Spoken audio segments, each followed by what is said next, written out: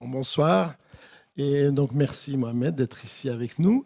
Je voulais aussi remercier les films de la Méditerranée qui nous ont cédé ce film, le visionnage de ce film, et aussi particulièrement à l'Institut français. Je voudrais remercier Angie Nicolari et Anouk Rijad qui ont été nos partenaires et qui nous ont aidés dans cette collaboration pour aussi organiser cette projection. Avant de parler peut-être un peu du film, Mohamed, comme tu n'es jamais venu en Grèce, tes spectacles n'ont jamais été présentés et que c'est même la première fois que tu viens en Grèce, je voudrais un petit peu peut-être faire une petite présentation de ton parcours, si tu m'autorises, et puis tu me corrigeras s'il y a des erreurs. Donc tu es né à Orléans, comme on a compris dans ce film, en 1980, de parents d'origine marocaine qui étaient des gens, on dit modestes. Ton père était ouvrier, ta mère était femme de ménage. Mais tu as été un élève particulièrement brillant. Pour tes parents, c'était extrêmement important la réussite scolaire. Et en même temps, tu étais un passionné de football, un très bon joueur de football, mais tu n'as pas pu exercer tout à fait cette profession parce que ton père ne t'a pas vraiment encouragé à le faire.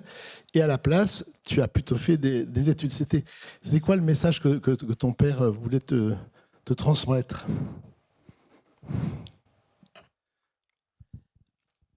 Euh, mes parents viennent d'un environnement où il n'y avait pas de livres.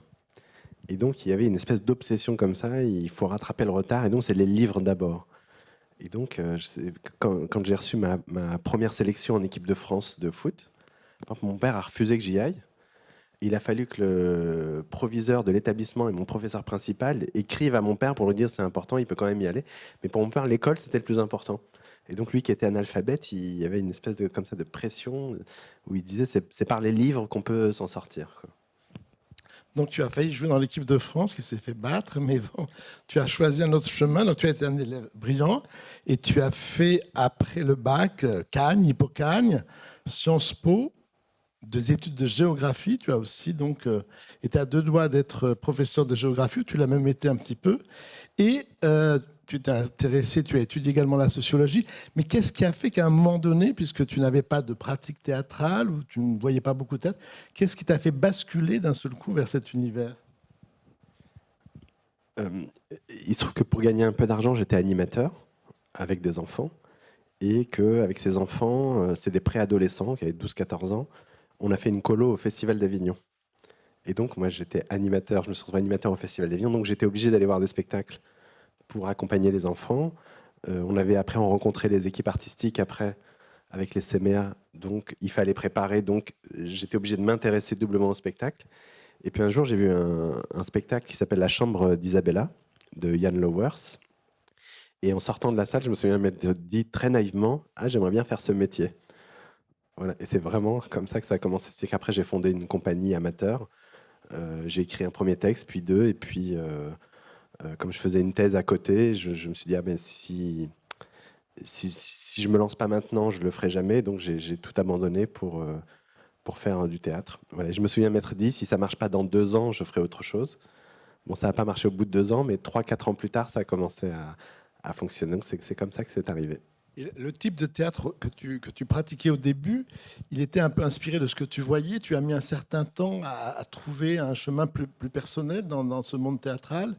Et c'est quoi le déclencheur qui a fait qu'à un moment donné, tu t'es lancé, alors je ne sais pas si on appelle ça du théâtre documentaire, mais dans cet univers qui intègre des gens des milieux populaires, comme on dit, de gens qui sont éloignés du théâtre. Qu'est-ce qui t'a fait basculer à un moment donné vers ce type de théâtre? Moi, j'ai été très nourri donc, par le Festival d'Avignon. Les années 2000, c'était les années Hortense Archambault, Vincent Baudrier. Donc, je voyais beaucoup de danse, notamment de chorégraphie, toute la flamme flamande. Et ça m'a beaucoup nourri. Et j'aimais beaucoup la danse. Je voyais essentiellement plus de spectacles de danse que de théâtre, d'ailleurs. Mais néanmoins, j'ai commencé par l'écriture. La porte d'entrée, c'est que j'ai commencé à écrire. Et je me souviens d'avoir lu un texte d'un metteur en scène qui s'appelle Rodrigo Garcia. Et je m'étais dit, c'était l'histoire de Ronald, le clown de McDonald's. Et je m'étais dit, ah tiens, on peut faire du théâtre comme ça. C'est possible de parler réellement aux gens qui sont en face de vous. Et donc j'ai commencé à écrire. Et puis, néanmoins, j'avais le sentiment de faire du théâtre, c'est-à-dire d'écrire et puis de demander à des personnes d'interpréter. Et ce qui a été la bascule, c'est la mort de ma mère. Puisqu'en fait, quand ma mère est morte, quelques mois plus tard, j'ai commencé à travailler sur une pièce de théâtre. Et je me suis rendu compte que dans toutes les notes d'intention, je disais, j'ai envie qu'on entende la voix de ma mère. C'est important qu'on entende la musique de la voix de ma mère. C'est ce que je dis au début du film. L'image de quelqu'un qu'on aime qui disparaît, on l'oubliera jamais. Mais la voix, le grain de la voix, ça, on l'oublie. Et donc, à longueur de notes d'intention, j'écrivais, je veux que le public entende la voix de ma mère. Et j'étais en train de construire un dispositif où on entendait tout sauf la voix de ma mère. Et la voix d'une actrice, il y avait de la musique, il y avait une espèce de... Et je me disais, mais c'est dingue, je n'arrive pas à me rapprocher. Or, j'ai envie de l'entendre. Et c'est là que j'ai basculé, que j'ai décidé de faire ce spectacle qui s'appelle Finir en beauté, avec juste le magnétophone avec lequel j'ai enregistré la voix de ma mère. Et donc, que je faisais entendre aux spectateurs. Et ça a été, voilà, pour moi, le tournant radical. Il est là où c'est là que j'ai basculé vers une forme de théâtre, disons, si ce n'est documentaire, en tout cas en prise directe avec les rencontres que je faisais dans la société, quoi. Donc on peut dire que le premier spectacle de ta compagnie que tu revendiques en tant que tel, c'est Finir en beauté qu'on pourra voir demain et après-demain. Et pour moi, c'est clairement l'acte de naissance. Ça a été vraiment une bascule. Et à partir de là, j'ai plus pu faire du théâtre comme j'avais essayé avant. C'est vraiment pour moi l'acte fondateur de... Et ta compagnie, donc c'est Zirlib qui a été créée à l'époque. Moi, je suis curieux, qu'est-ce que ça veut dire Zirlib, qui est le nom de la compagnie de Mohamed? Alors, je ne peux pas le dire, Ah. parce que je ne peux pas l'avouer aujourd'hui. Mais disons que ça a été créé à une époque où on était adolescent, enfin, fin de l'adolescence. Et donc, c'est assez peu avouable, mais à chaque fois, on donne une version différente. La dernière, ça voulait dire mort en tchétchène. Mais voilà, tout ça n'est pas vrai. Et maintenant, c'est trop tard. C'est-à-dire que On garde le secret. Et donc, du coup, cette compagnie, tu l'as créée en 2010, 2011, c'est ça? Et quels sont un peu comment tu pourrais définir le projet artistique de ta compagnie? Quand tu l'as créé, on est en France, quand on crée une compagnie, une association, on doit mettre un peu un objet, donc qui est en général le projet artistique qu'on souhaite développer avec cette compagnie. Est-ce que même si c'est pas écrit dans les statuts, c'était quoi pour toi le fondement de cette compagnie, de ce que tu voulais faire?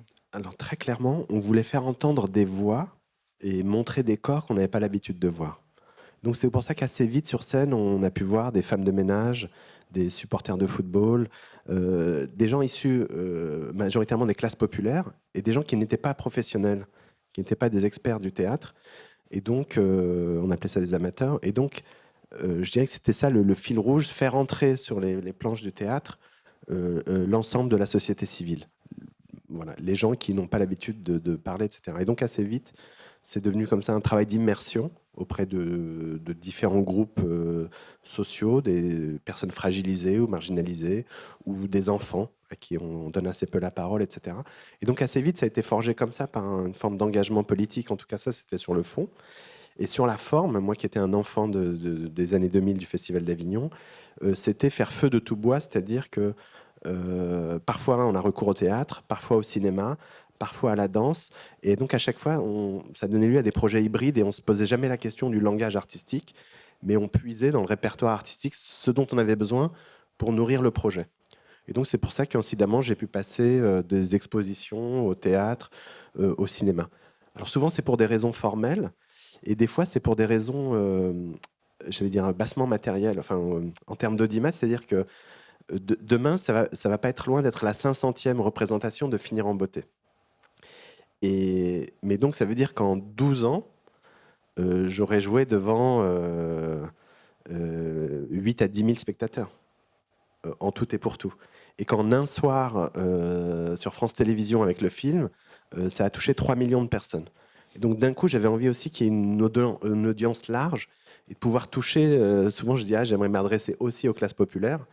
Et c'est pas toujours facile d'aller au théâtre. Et donc, parfois, je trouve que le cinéma permet aussi de toucher un public plus large. Et cette volonté d'inclure un public populaire, un public qui a moins accès, qui est plus éloigné du théâtre, on dit en français, c'est pas très beau, le public empêché. Est-ce que le fait de mettre des témoins sur le plateau, ils deviennent des acteurs, est-ce que tu crois que ça permet aussi d'inclure parmi le public d'autres personnes? Totalement. C'est-à-dire qu'à l'épreuve des faits, j'ai pu le mesurer. C'est très simple. Enfin, quand on a créé Corinne Dada, le spectacle Corinne Dada, sur scène, il y avait une femme de ménage et une danseuse classique. Il n'y a jamais eu autant de femmes de ménage dans la salle de spectacle. Et ça, je mesure intimement. Je vois les gens qui viennent nous parler à la fin et c'était incroyable. Et donc, il y a un truc qui s'ouvre, qui dit c'est possible. Mais c'est possible aussi en termes de diversité, c'est-à-dire que toi qui fréquentes l'Angleterre aussi, par exemple la question des acteurs noirs, la présence des acteurs noirs sur scène, en Angleterre, ce n'est pas un sujet. On distribue des acteurs, des actrices noires sans que ce soit une... Et c'est pareil dans la salle. Du coup, il y a une espèce de, comme ça, de porosité qui circule. Alors, c'est pas une condition suffisante, mais en tout cas, c'est pour moi une condition nécessaire, c'est-à-dire que d'ouvrir les plateaux de théâtre à d'autres formes de corps, d'autres formes de langue, d'autres façons de jouer, ça, comme ça irrigue aussi, ça déborde jusque dans la salle. Est-ce que tu penses qu'en France, il y a quand même eu depuis une dizaine d'années un changement? Il y a beaucoup plus, on inclut beaucoup plus de comédiens de différentes origines, il y a une plus grande diversité et ça devient un petit peu moins un sujet. Mais tu penses que ça a permis malgré tout de diversifier le public? Parce qu'on reproche beaucoup au théâtre, en tout cas en France, d'être un petit peu un entre-soi, d'avoir du mal à sortir d'un certain cadre, à de toucher plus de gens. On a l'impression que la fréquentation stagne un peu, que c'est toujours les mêmes publics qui vont plusieurs fois au théâtre, mais on a du mal à s'ouvrir vers d'autres publics. Donc tu penses que c'est ce qu'on raconte, les histoires qu'on raconte, c'est également les représentations de ce qu'on a sur le plateau, ou c'est d'autres questions sociales qui seraient plus complexes à résoudre? Je pense que c'est une conjugaison de facteurs. En tout cas, tu as raison, c'est-à-dire qu'entre le moment où j'ai commencé à faire du théâtre et aujourd'hui, c'est beaucoup plus ouvert. Les salles, il y a une mixité dans le public, les salles ressemblent plus au territoire, et ça, c'est évident. En tout cas, on a très nettement progressé. Mais pour avoir la chance de jouer un peu partout dans le monde, récemment en Amérique latine, etc., je vois qu'il y a un rapport au théâtre aussi qui est, en France, qui reste encore intimidant. C'est-à-dire que le rapport physique à la salle, le rapport au lieu de vie, qui fait qu'on a construit des espèces de cathédrales dans lesquelles on a peur d'aller, parce que c'est intimidant, c'est pas facile de pousser la porte d'un théâtre. C'est pas toujours des lieux de vie. Et dans tous les éditos de théâtre, il y a écrit ici c'est un lieu d'hospitalité. Et quand vous y allez dans les fêtes, c'est pas l'hospitalité dont on rêve, quoi. C'est un peu cher. Enfin, ça demande un effort financier, un effort culturel, de s'autoriser à aller. Et puis une fois que vous vous autorisez à y aller, à se sentir concerné par les histoires qui sont racontées. Et ben, ce qui fait que, par exemple, il n'y a pas longtemps, j'ai fait l'année dernière une exposition au Grand Palais, et donc je me suis dit que mon père allait venir au Grand Palais. Et en fait, il m'a dit cette chose étrange, il m'a dit non, mais ça ne me regarde pas.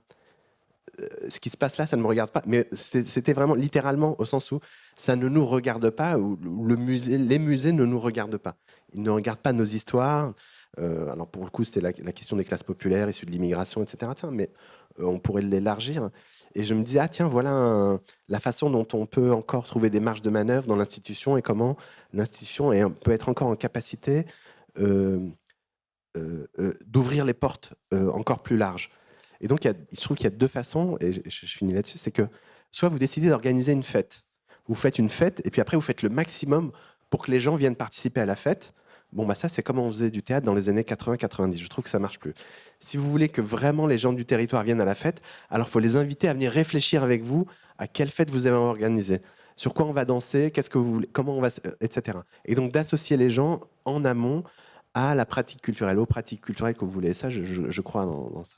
C'est ce que tu as fait. Donc, tu disais avec Corinne Dada, mais aussi avec Stadium, avec lequel tu as travaillé avec des supporters de l'équipe de Lens de football, qui est une ville industrielle du nord de la France, où il y avait plus de 50 protagonistes. Tu l'as fait récemment avec des gens âgés sur le spectacle qui a été écrit en 24, la vie secrète des vieux, qui est donc fait à partir de témoignages sur la vie sexuelle de personnes âgées qui sont résidentes de ce qu'on appelle en France des EHPAD, c'est-à-dire des résidences pour personnes âgées. Tu l'as fait autour de la question des gardiens de musée, qui sont donc des personnes qui travaillent dans les musées, l'accès qu'ils ont à l'art, ou qui sont là juste pour surveiller le bâtiment. Et tu expliquais comme ils étaient parfois intégrés dans un processus, dans des musées en Scandinavie. Parfois, c'est juste des gardiens comme dans une prison. Et donc, tu l'utilises comme ça. Et le point de départ, c'est quoi? C'est une personne, un souvenir, une rencontre? Qu'est-ce qui te fait travailler sur des sujets comme ça très différents? C'est toujours la même chose, c'est toujours une rencontre hasardeuse. La dernière que tu évoques, La vie secrète des vieux, je fais un atelier de théâtre dans un EHPAD. Et il y a une vieille dame, Janine, 86 ans, qui commence à me parler de sa relation amoureuse avec son voisin de chambre. Et elle me dit, vous voulez des détails? Vous voulez des détails? Et moi, j'avais envie de dire, non, non, non, je veux pas de détails. Et donc, elle me donnait des détails. Et ça me mettait très mal à l'aise. Et je me disais, mais dans le fond, pourquoi, pourquoi ça me gêne autant? Et elle, ça lui faisait du bien de pouvoir parler avec un étranger de passage comme ça, de pouvoir. Et à la fin, elle me dit, ah, ben, je suis content de pouvoir discuter avec vous parce que je ne peux pas le dire à mes enfants. Et donc, je me suis dit, bon, mais voilà un espèce de tabou de la société, l'amour, la sexualité après 75 ans, après 80 ans. Et donc, c'est parti de cette gêne personnelle, de cette histoire de Janine. Et du coup, j'ai commencé à interviewer les vieilles et les vieux dans des EHPAD sur leur vie amoureuse, sur le désir, etc. Parce que souvent, le mauvais réflexe qu'on a en tant qu'artiste, quand on arrive dans des EHPAD, on travaille sur la mémoire, la perte de la mémoire, la déchéance du corps, la perte d'autonomie, mais jamais sur l'avenir, jamais sur le désir comme signe. Quand vous étiez à l'EHPAD, il n'y avait plus de désir, vous ne pouviez plus vous projeter, etc. Et là, c'était à la fois une leçon de vie, puis j'ai pu mesurer d'abord l'état lamentable des EHPAD en France. Et donc, je me suis dit, c'est pas possible. En fait, il faut qu'on regarde cet angle mort de la société et qu'on le traite. Donc voilà, là, et à chaque fois, comme ça, c'est une rencontre intime qui après devient ou peut devenir ou répondre à un sujet de société. Voilà, c'était le cas avec les supporters de Lens. C'était sur la question du mépris qu'on peut avoir pour le football ou pour les supporters de foot, dont on pense qu'ils sont tous un peu grégaires, racistes, etc. Or, j'avais envie de montrer qu'il y avait aussi une forme de mixité sociale dans les stades et que les stades pouvaient aussi être des laboratoires où s'inventent des nouvelles façons d'être ensemble, etc. Et donc, voilà, à chaque fois, c'est un peu le hasard des rencontres. Dernier exemple, le Théâtre de la Ville me demande de faire une pièce pour des enfants. Et je dis, mais c'est trop difficile d'écrire pour les enfants, je ne sais pas faire, donc je veux bien rencontrer des enfants. Et donc, on m'organise des petites réunions avec des enfants de 7-8 ans. Et une fois, on a des discussions libres de qu'est-ce que vous avez envie de faire, à quoi vous rêvez, de quoi vous avez peur. Et à un moment donné, je ne sais pas pourquoi je pose cette question, j'ai une vingtaine d'enfants, je dis, ah mais, parce qu'un enfant dit, moi j'aime pas le dimanche soir, parce que le dimanche soir, c'est le changement de foyer, je suis chez mon père et je vais chez ma mère, donc j'ai horreur du dimanche soir. Et je dis, ah bon, mais qui a des parents séparés? Et là, les 3/4 des enfants lèvent la main. Et je me dis, ah mais voilà un sujet auquel je n'avais pas pensé. Et d'un coup, on a fait une pièce qui s'appelle La Dispute, sur les enfants qui racontent le divorce de leurs parents. Parce que souvent, on dit des adultes, ouais, j'ai refait ma vie, les adultes refont leur vie, mais on ne demande jamais aux enfants, et toi, est-ce que tu as refait ta vie? Et voilà, et les enfants ont commencé à me poser des questions, mais est-ce que je suis obligé d'aimer le nouvel amoureux ou la nouvelle amoureuse de mon père, etc. Et donc, voilà, sous forme de questions, donc souvent, voilà, c'est le hasard des rencontres qui aboutit à des projets. Et pour revenir à la vie secrète des vieux, je sais que vous avez développé après, je crois, avec Valérie Mréjean, un projet de centre d'art contemporain dans une EHPAD. Est-ce que tu peux nous dire un peu de mots sur ce projet qui est un projet pérenne, qui n'est pas juste une expérience, parce que justement la directrice de cette EHPAD disait, vous les artistes, vous venez, vous faites un projet, puis vous disparaissez, et puis voilà, nous on reste un peu les bras ballants. Et donc là, vous avez essayé d'inventer un petit peu autre chose. C'est quelque chose de nouveau pour moi, parce que moi je suis originaire du Maroc, et il y a très très peu d'EHPAD au Maroc. Les vieilles et les vieux, on les garde à la maison. Donc, vos parents, vous les gardez avec vous le plus tard possible. Donc, c'est presque considéré comme indigne de mettre ses parents à l'EHPAD. Alors, je dis ça, attention, ça a un coût, parce qu'en général, les parents sont à la maison, mais c'est les femmes qui s'en occupent. C'est toujours la grande sœur qui se sacrifie pour les autres, etc. Bon, c'est un autre sujet. Et en France, donc, au moment de faire ce spectacle sur la vie secrète des vieux, la vie amoureuse des vieux, j'ai dû aller dans une quinzaine d'EHPAD pour rencontrer des vieilles et des vieux. Et il n'y a qu'une fois où je me suis dit, ah là, ici, je pourrais mettre mes parents. Les gens ne sont pas infantilisés, ils sont accueillis dignement, on mange correctement. Mais les autres EHPAD, je me suis dit, mais ce sont des mouroirs, c'est glauque, c'est pas possible, quoi. C'est tout sauf des lieux de vie. Et donc souvent, quand les gens rentrent à l'EHPAD, vous mourrez très peu de temps après parce que vous êtes plus stimulé, il y a une extrême solitude, il y a une forme de maltraitance, c'est pour tout un tas de raisons. Et on s'est dit à ce moment-là avec Valérie Mréjean, mais il faut qu'on fasse quelque chose. Les artistes ont aussi leur place dans les EHPAD, et donc comment on pourrait organiser un rapport quotidien des vieilles et des vieux qui sont là avec l'art. Et on s'est dit, le meilleur moyen, c'est de transformer l'EHPAD en centre d'art, et donc d'en faire un musée vivant.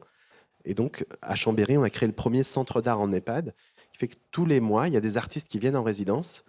Ils ont une obligation, c'est qu'ils doivent créer des œuvres en lien ou avec les vieilles et les vieux, ou avec les personnels soignants.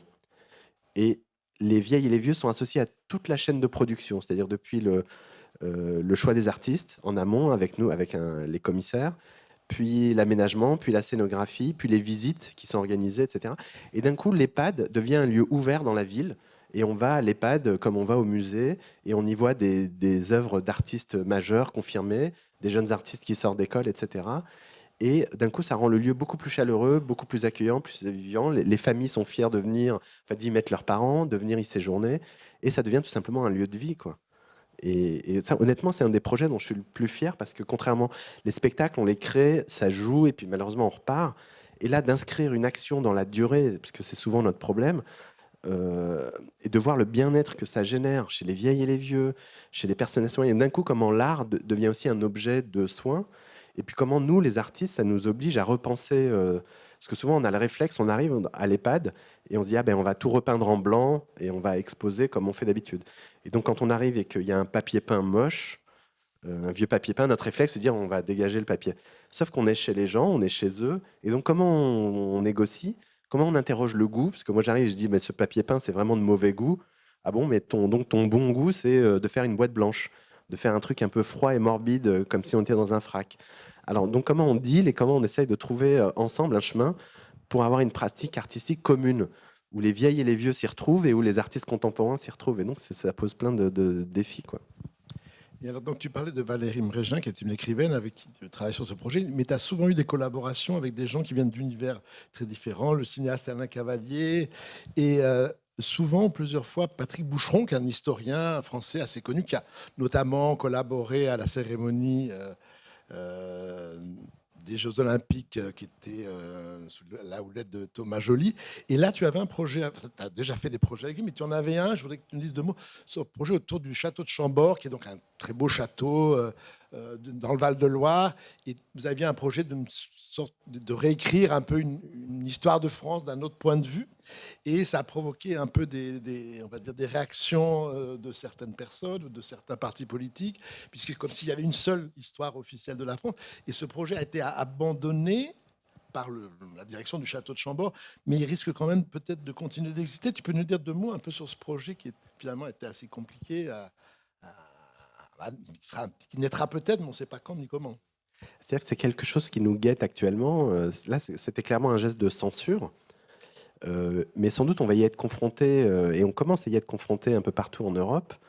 Ce qui a le plus de succès en France aujourd'hui, le spectacle qui a le plus de spectateurs, c'est-à-dire 11 millions de spectateurs, ben, c'est quelque chose qui s'appelle le Puy du Fou, qui sont des spectacles historiques, un certain type d'histoire historique, avec une certaine vision de la France, plutôt un peu étriquée, réactionnaire, pas loin d'être raciste, etc. Toujours selon le même schéma. Les Français sont là, paisibles. Il y a des étrangers qui viennent de l'extérieur. Alors, tantôt, c'est les Anglais, tantôt, c'est les Allemands, tantôt, c'est les Arabes. Il y a toujours des étrangers qu'il faut bouter hors de France. Et le catholicisme nous sauvera, etc. Pendant que les femmes nous attendent sagement au foyer, on retourne les délivrer, etc. Et donc, il y a une vision comme ça, un peu étriquée, un peu morbide. Mais ça a un grand succès parce que c'est extrêmement bien foutu, c'est très spectaculaire. On appelle ça les sons et lumières, un peu. Et donc, après y avoir séjourné quelques jours avec l'historien Patrick Boucheron, on s'est dit, mais une autre histoire de France est possible.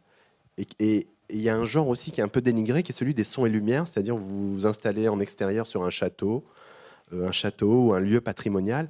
Et donc, comment on fait vivre ce lieu patrimonial et comment on peut raconter une histoire de France qui soit un geste aussi inclusif, qui interroge les pages, à la fois les pages joyeuses et les pages sombres de notre histoire, etc.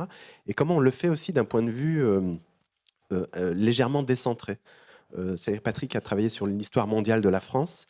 Et par exemple, en se demandant à chaque fois, on est centré sur les dates franco-françaises. Et donc, qu'est-ce qui se passe au même moment ailleurs dans le monde? Et donc, on voulait être porteur voilà, de ces interrogations et de faire un grand spectacle au château de Chambord, qui a une histoire particulière. Et sauf que on est dans une période où il y a une espèce d'antagonisme entre, d'un côté, il y aurait une histoire de wokistes, une histoire un peu de gentils gauchistes, pour dire vite, qui laisse la place à l'inclusion, à disons une histoire progressiste, pour dire vite, et puis une histoire un peu plus plus réactionnaire. Je suis moi-même un peu caricatural là, mais un peu schématique, mais c'est juste pour donner un peu on appelle ça la bataille culturelle en ce moment. Et on s'est retrouvé un peu prisonnier dans cette bataille culturelle où on se disait, nous, on voulait interroger qu'est-ce que c'est qu'un spectacle populaire? Qu'est-ce que c'est qu'un spectacle pour quelqu'un qui n'a jamais mis les pieds dans un théâtre? Qu'est-ce que c'est que mettre en scène l'histoire de France ou des histoires de France? Et puis, on voulait le faire avec des reconstitutionnistes.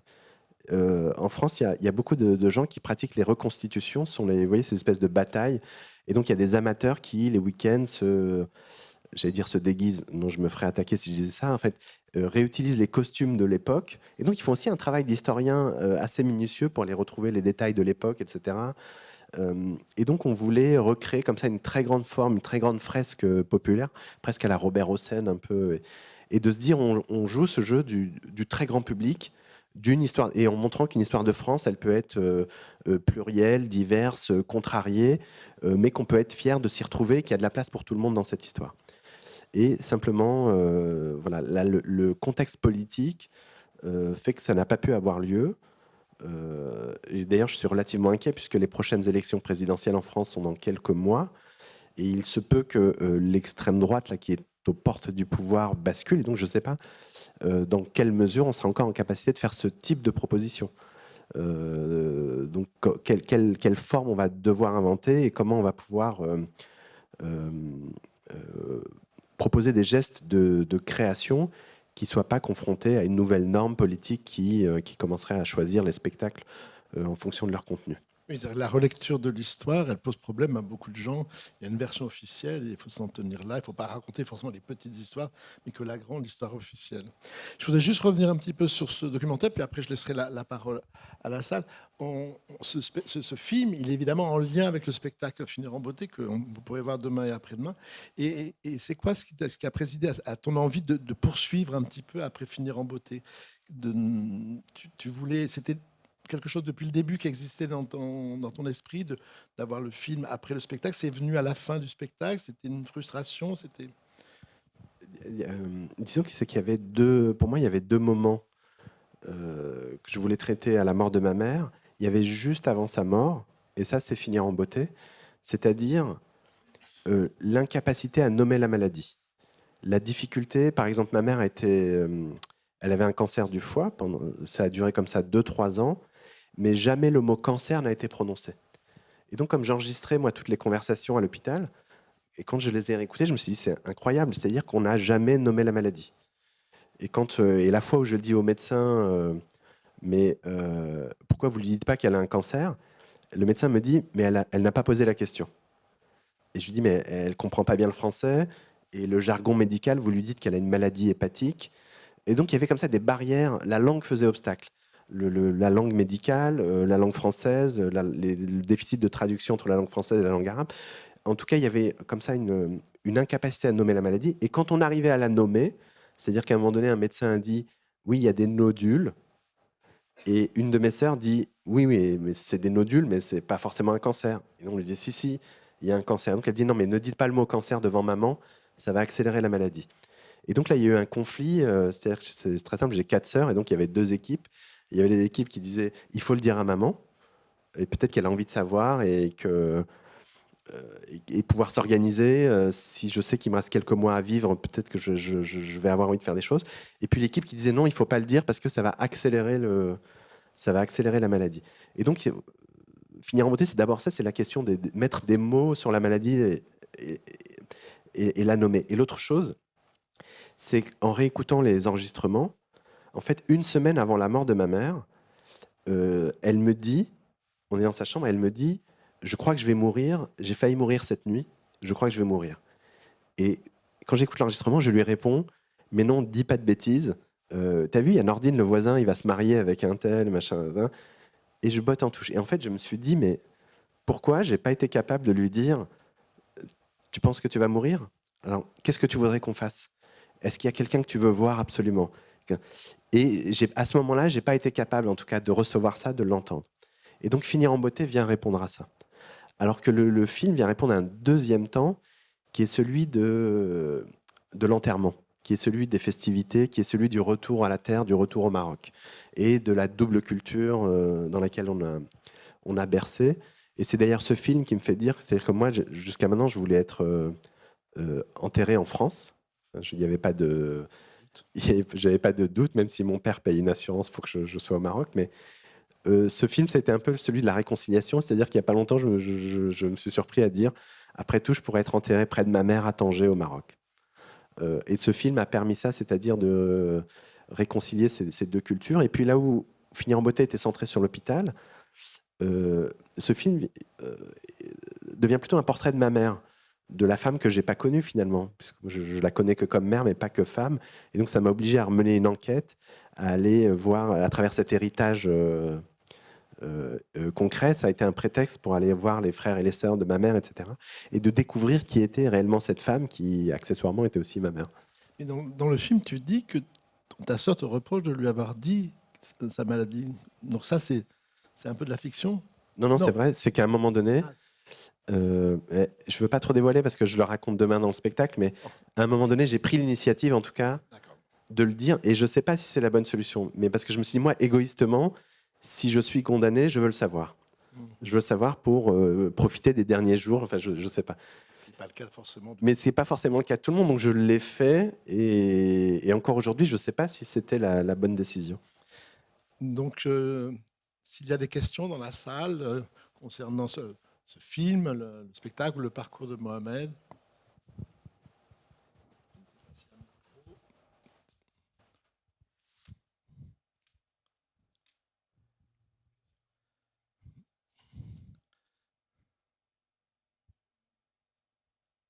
Madame.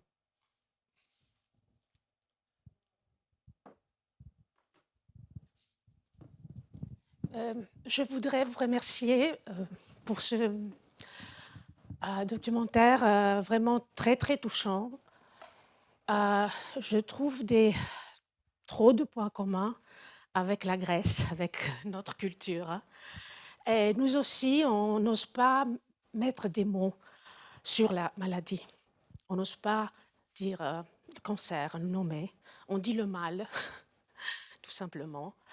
Et puis, il y a tout ce côté familial, les rapports de famille, qui sont vraiment très... la franchise, les conflits, une sorte de compétition entre frères et sœurs, l'amour. Et tout est vraiment très familier. Justement, la voiture Renault 12, nous aussi, nous avons là cette marque qui est pleine, le coffre, quand on part en vacances, en excursion. Et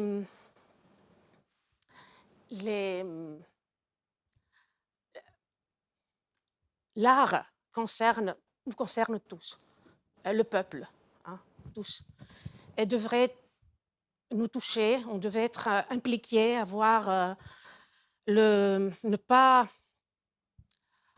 considérer que c'est un musée, c'est pour l'élite seulement, hein, considéré comme... Et enfin, je voudrais dire que à travers votre expérience personnelle, à travers le personnel, on atteint le global, le sentiment global, universel. Et ce sont des sentiments humains, la mort, l'amour, la famille, qui nous concernent tous, à travers la mémoire sensorielle, à travers la voix, hein, de nos proches. On éveille des sentiments. C'est l'art, hein, à travers les sens. C'est Proust qui l'a dit dans sa Madeleine. Et la méthode du théâtre, tous les arts. On touche le sentiment universel. Et toutes les classes sociales, toutes les races, tout le monde, les enfants, les personnes âgées, nous sommes tous inclus dans l'art de la vie. Je vous remercie. Merci.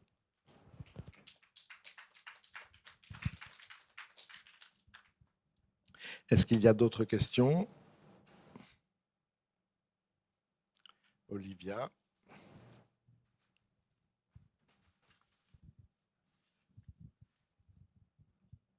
Merci. Oui, je voulais vous demander, est-ce que le documentaire vous êtes metteur en scène, donc vous êtes en contrôle de la narration sur scène et dans votre travail en général. Je me demandais si le documentaire vous intéresse aussi parce qu'il vous permet de vous laisser porter par le réel, ou si vous êtes aussi en contrôle de la dramaturgie. On se pose souvent la question, est-ce que vous avez mis en scène des moments du film? Moi, j'ai l'impression que beaucoup, en fait, jusqu'au bout. Mais par exemple, votre cousin qui est acteur, on imagine que c'est réfléchi avec lui en amont ou pas, en fait, on ne sait pas trop. Donc, je voulais vous demander si le documentaire vous permet de lâcher prise ou non. Il y a un exercice qui est assez simple, c'est que, par exemple, si vous... Ça doit être en ligne d'ailleurs, sur le site du CNC, il y a la note d'intention détaillée du film. Voilà. Et on vous demande des synopsis en général assez détaillés pour les financements, etc. Et donc, si vous regardez le synopsis de Renaud 12, vous verrez que ça n'a absolument rien à voir avec le film. Donc, c'est un synopsis qui nous a permis d'obtenir le financement, mais après, le film, c'est vraiment... Je suis parti en voiture d'Orléans et je savais que j'allais à Tanger, puis dans le Rif, et c'est tout. Et tout le reste, c'est à un moment donné, je me dis, ah tiens, je vais m'arrêter chez Corinne, parce que j'ai l'idée à ce moment-là, ah tiens, on rencontre des Espagnols. Toutes les rencontres qui sont sur la route sont des rencontres fortuites, etc. J'ai ce cousin qui, à chaque fois que je viens, me fait l'acteur, me demande toujours un rôle dans une de mes pièces, etc. Je me dis, ah tiens, pour une fois, je vais lui offrir un rôle, mais sans qu'il le sache vraiment, il sait pas, etc. Et donc, c'est vraiment le hasard des rencontres. Il y a très peu de choses qui sont mises en scène. Il y a une situation précise qui est, tu connais Saadia Ben Tayeb? Avec ta sœur. Oui, Avec voilà. ma sœur, c'est que L'actrice, oui. là, c'est une actrice qui joue le rôle de ma sœur, mais j'ai eu cette discussion telle quelle avec ma sœur. Simplement, elle m'a dit à un moment donné, je veux pas être dans le film. Je veux pas être dans le film. Du coup, comme j'avais enregistré cet échange où elle s'en prend à moi, j'ai demandé à Saadia Ben Tayeb, qui est une actrice que j'aime beaucoup, de jouer le rôle de ma sœur. Donc, elle l'a rejoué à l'identique dans le contenu. Donc voilà, ça fait partie des éléments de mise en scène, mais que moi j'accepte parce qu'ils sont vraiment fondés sur une réalité, la réalité d'un échange, etc. Et pour le reste, j'aime bien, pour moi c'est la force du documentaire, c'est de pouvoir comme ça se laisser porter par les rencontres, par le rythme, etc. Et sachant que j'ai fait 2 fois le trajet, j'ai dû faire 2 fois l'aller-retour, donc parfois il y a quelques raccords que j'ai dû faire ou parce qu'il me manquait tel ou tel élément. Voilà. D'ailleurs, si vous regardez dans le détail, en fait, on peut le voir. Il y a des fois où j'ai pas la même coupe de cheveux. Par exemple, j'ai les cheveux très longs ou les cheveux très courts. Ou ce que j'avais pas pensé, comme ils ont été faits à 2 ans d'intervalle les 2 trajets. Je voulais toujours être habillé en noir et en blanc. Voilà. Sauf que la deuxième fois, je rentrais plus dans le pantalon noir ni le pantalon blanc, et je m'en suis rendu compte qu'au dernier moment que j'avais pris 10 kilos entre les deux, etc. Bon, il y a des détails comme ça, mais c'est pas grave. Le spectateur me fait confiance et réciproquement, donc je me dis, on s'en fiche, c'est pas le sujet. Mais voilà, ça, en tout cas, c'est pour moi la force du documentaire, c'est ça, c'est cette liberté qu'on peut avoir. La voiture a tenu les 2 voyages. La voiture a tenu. Et alors, ce qui fait qu'elle n'est pas au Maroc, parce que je devais la laisser à mon oncle, c'est qu'il y a entre-temps, entre le premier tournage et le deuxième, il y a une loi qui fait que au Maroc, si vous ramenez un véhicule d'Europe et que vous le laissez, vous devez payer une taxe. Et la taxe, elle est à peu près de 10 000 €, qui est 2 fois le prix du véhicule. Donc, ça valait pas le coup. Donc, finalement, j'ai dû repartir avec en Europe. Et elle marche toujours. Elle marche toujours. Oui, un grand merci pour cette projection. Ce documentaire donc, était très touchant. Pour les enfants de la diaspora, on connaît ces paysages et ces situations. Et ma question était en rapport avec la question précédente. Donc, c'était vraiment comme il est évident que certains moments ont été rejoués. Donc, comme vous venez de le dire, la fin de l'histoire, finalement, c'est que cette voiture ne reste pas là. Je voulais un peu vous demander quel est votre rapport à la fiction en représentant cette réalité donc de l'après, le décès de votre mère. Donc, dans votre écriture, dans la façon dont vous organisez les éléments? Chez moi, elle est marginale. La place de la fiction est marginale. Souvent, elle vient combler des trous, des impossibilités. Par exemple, quand Saadi Abentaïb rejoue cette scène, pour moi, on est à mi-chemin entre effectivement le documentaire et la fiction, parce qu'il y a un travail d'actrice qui est fait à ce moment-là, etc. Et ça vient combler des trous. Et donc, quand j'ai des trous dans l'histoire, soit pour des raisons économiques ou politiques, ou qu'il y a des impossibilités, alors je convoque la fiction à ce moment-là, en tout cas, où je triche avec, où je sais pas comment on peut appeler ça, quoi. Je m'arrange avec la réalité, où je le retravaille, où je le remodèle pour pouvoir avancer dans le film. Après, dans le champ du théâtre, par exemple, souvent on dit que je fais du théâtre documentaire. Or, ce que je dis, c'est que le documentaire, c'est une construction. Ça reste un point de vue. Et quand vous mettez votre caméra quelque part, vous décidez d'un champ, mais il y a aussi un hors-champ. Et donc, c'est pas la vérité nécessairement. C'est la construction d'un point de vue. Et donc, j'aime assez. Ce qui m'intéresse, c'est plutôt la question de la vérité. Et que la vérité, parfois, pour s'en approcher, on peut faire des détours par la fiction. Et l'autre chose, c'est que je me suis rendu compte que souvent, il y a un découpage comme ça. Quand on parle des sans-papiers, quand on parle des migrants, c'est le documentaire. Et quand on parle des histoires d'amour de la bourgeoisie, c'est la fiction. Et comme ça, il y a des sujets nobles dédiés à la fiction et d'autres, les sans-abri, tout ce que vous voulez, les classes populaires en général, les publics marginalisés, etc., souvent sont cantonnés au documentaire et j'avais envie de brouiller cette frontière. Et en travaillant avec disons des personnalités un peu en marge, j'ai eu envie aussi qu'il y ait cette possibilité de fictionner, de raconter des histoires, de se raconter des histoires, d'avoir comme ça au milieu d'un travail documentaire une excroissance totalement imaginaire, etc. Parce que à la fois ça offrait un espace de liberté aux gens qui étaient dans le processus de travail, dans le projet, et ça venait mettre en cause la machine pour le spectateur. Se dire mais est-ce que c'est bien vrai? Et j'aime bien qu'on se pose la question, est-ce que c'est vrai ou pas? Est-ce que c'est vrai? Et d'ailleurs, les gens à un moment donné ne savent plus, ils me disent mais c'est pas ton père qui... Alors que bon, si, c'est mon père. Mais c'est pas grave, c'est-à-dire que ça permet d'interroger la construction du projet, la construction de ce point de vue, qui est un point de vue situé, etc. Et j'aime bien que le spectateur reste sur le qui-vive. Et puis, il y a cette chose plus anecdotique, qui est que moi, j'ai des désaccords avec mes sœurs. Il y en a un qui tient à... une de mes sœurs me disait, mais pourquoi tu montres notre mère aux gens? C'est quelque chose d'intime et de privé. Et moi, je disais, mais c'est un hommage que je rends à ma mère. Et puis finalement, quand je la confie aux spectateurs, aux spectatrices, c'est pas seulement un spectacle sur ma mère, c'est notre mère à tous. Et je fais ce pari-là. Mais on n'est pas d'accord. Et l'autre point de désaccord... Ah, j'ai oublié l'autre point de désaccord. C'était pour répondre à votre question.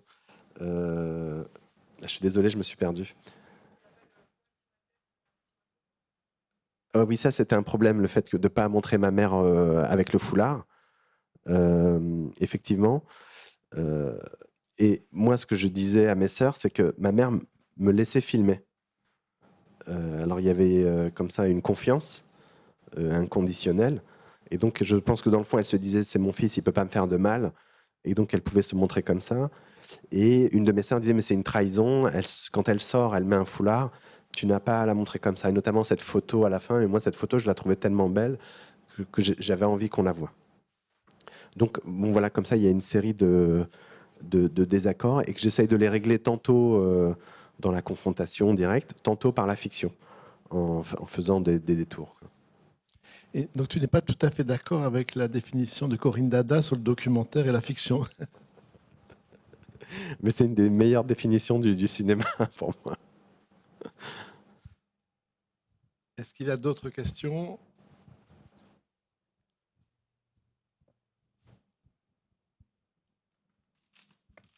Merci. Merci beaucoup pour la projection. Et une dernière question qui change un petit peu de sujet. Vous parliez au début de la discussion de votre goût pour la danse aussi, et je crois que vous avez un de vos derniers spectacles qui associe un chorégraphe et la danse sans doute. Est-ce que vous pouvez nous en parler un petit peu aussi et nous parler de cette rencontre-là qui a donné naissance à ce projet? Avec Israël? Ben, en fait, ça fait 10 ans que je fais des spectacles à peu près. Et 90% de mes spectacles, il y a toujours une mère dedans. Alors soit c'est ma mère, soit il y a une mère. En tout cas, les mères sont omniprésentes, mais jamais les pères. Et il se trouve qu'au Théâtre de la Ville, Claire Verlet nous a demandé avec Israël Galvan, qui est un danseur de flamenco, de faire une pièce ensemble. Et elle pensait qu'on ferait quelque chose sur le football, vu que c'est une passion commune pour nous, etc. Mais on n'avait pas envie de travailler sur le foot. Et on n'avait pas d'idée. Donc on s'est vu à Paris, puis à Séville, et on n'a pas d'idée. On cherchait nos points communs. On s'est dit, bon, tous les deux, rupture des ligaments croisés, mais ça ne fait pas un spectacle. Et le dernier jour de la 2e résidence, il me dit, viens, on va manger chez mon père, qui est aussi professeur de flamenco. Et quand je vois son père, j'ai l'impression de voir mon père. C'est-à-dire 2 pères de cette génération-là, extrêmement durs, extrêmement violents, légèrement méprisants, en tout cas profondément déçus des trajectoires de leurs fils, qui ont fini par devenir artistes, alors qu'ils auraient pu être docteurs ou ingénieurs ou quelque chose de plus sérieux. Et donc j'ai l'impression de voir mon père, et je me dis, ah, mais voilà notre sujet, il faut qu'on s'adresse à ces pères-là. À un moment où nous aussi on est devenus pères, donc quel père nous on est. Et c'était le moment d'un sorte de règlement de compte avec ces pères un peu taiseux. On a des pères qui sont assez plutôt silencieux, qui expriment rarement. Enfin, j'ai pas le souvenir qu'un jour mon père m'ait dit qu'il m'aimait, par exemple. Et donc des gens extrêmement durs et une grosse pression, et des pères qui se sentent un peu trahis. C'est-à-dire qu'il y a le père d'Israël Galvan, il se sent trahi parce qu'Israël Galvan ne fait pas du flamenco traditionnel, et donc il fait de la danse contemporaine, efféminée, et donc ça ne va pas, à tel point qu'il l'a déshérité. Et pour mon père, c'est toujours il comprend pas ce que je fais, quoi. Voilà, c'est incompréhensible. Et bon, ça va que de temps en temps, il y a un livre qui sort et il se dit, ah, mon fils, il fait des livres. Ça, c'est un peu sérieux, mais ce qui se passe sur le théâtre, et encore, il ne sait pas que je danse parfois, mais ça serait vraiment la déchéance totale. Et donc, on a voulu, voilà, mettre ces pères sur scène dans un spectacle de mi-théâtre, mi-danse documentaire, comme ça, où on reconvoque notre histoire à l'ombre de ces pères qui ont pris beaucoup de place, et donc des chemins qu'on a pris pour s'émanciper. Et il se trouve que le père d'Israël est très croyant, comme le mien, que le premier héritage qu'on a, c'est Mohamed et Israël, donc 2 prénoms bibliques, coraniques, qui sont déjà lourds et chargés, en plein conflit israélo-palestinien. Donc les gens s'attendaient sans doute à ce qu'on règle le conflit israélo-palestinien, ce qu'on ne fait pas dans cette pièce. Mais donc ça charrie comme ça toute une attente, un imaginaire. Et donc on s'est dit, mais qu'est-ce qu'on fabrique de ça? Et ça a donné lieu, voilà, à cette pièce qu'on a créée au Festival d'Avignon l'été dernier et qu'on joue un peu partout là. Juste pour terminer, sur le futur, tu as un gros projet que tu prépares, tu sais déjà sur quoi tu vas travailler, un peu plus musical, si j'ai bien compris. Tu peux te dire 2 mots, puis on terminera là-dessus. Oui, souvent, je traite des sujets que soit il y a une rencontre, soit c'est quelque chose que je n'aime pas. Et par exemple, moi, je n'aime pas l'opéra. Je suis réfractaire à l'opéra. Et pourtant, j'ai essayé, je suis de bonne volonté. Donc, je suis allé à quelques opéras, mais l'ennui me prend toujours. Je ne comprends pas cette manière de jouer en poulet. Je résiste à l'opéra. Et donc, je me suis dit, je vais faire un opéra. Je vais essayer. Et donc, il faut que je trouve ma forme opératique. Et donc, ça sera un opéraille, c'est-à-dire un opéra, mais avec des chanteurs de rail. Donc, ça sera un opéra en arabe, avec une histoire d'amour impossible, comme toujours avec les Arabes. Donc, Marocains, Algériens sont à la fois des peuples frères, mais en même temps, c'est la guerre. Donc, entre la Méditerranée, des peuples méditerranéens. Donc, voilà, des histoires d'amour, un ensemble de musique orientale, arabo-andalouse, et un semblant de théâtre, en tout cas une façon de revisiter l'opéra et d'en refaire un geste un peu populaire. Et donc ça, c'est ce que j'aimerais faire d'ici 2 ans, 2028. S'il n'y a plus d'autres questions, merci beaucoup. Et donc à demain et après-demain. Merci.